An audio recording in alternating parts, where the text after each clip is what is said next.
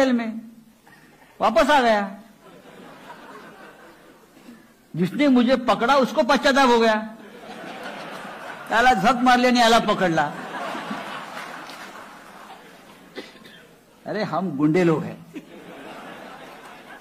हम gel जाने से नहीं डरते और देश को ऐसे लोगों की जावेद साहब अब जरूरत है। लोहा लोहे को काटेगा। अभी हम सब लोग जो है, साकेत है, हम है, आप जैसे हमारे मार्गदर्शक उद्धव जी है, पवार साहब है, पूरे देश में एक माहौल बन गया है। हे महाराष्ट्र है। या पुस्तकाचं सार काय आहे? दोन गोष्टी आहेत पवार साहेब, मी सकाळी पण सांगितलं। हे पुस्तक राजकीयच आहे। ज्याला विरोधी पक्षात काम करायचं आहे त्याने पुस्तक वाचलं पाहिजे।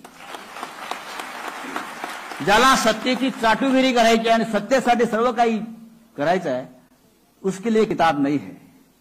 जिनको अपोजिशन में, ज्याला विरोधी पक्षात राहून देशाचं काम करायचं आहे, त्यांनी हे पुस्तक वाचलं पाहिजे।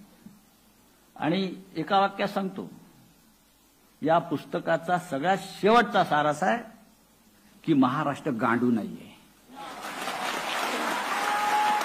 महाराष्ट्र मर्दों के औलाद आहे, या पुस्तकाचं एक महत्व आहे। आमच्यासारखे असंख्य लोक आहेत,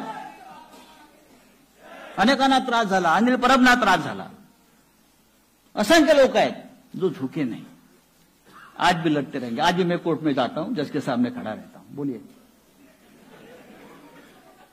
क्या है? वापस अरेस्ट करेंगे? क्या करोगे आप? तानाशाह कब तक तानाशाही करते रहेगा? केव्हा न केव्हा तरी त्या हुकुमशहाला सुद्धा जमिनीत गाडलं जातं। हा या देशाचा आणि जगाचा इतिहास आहे।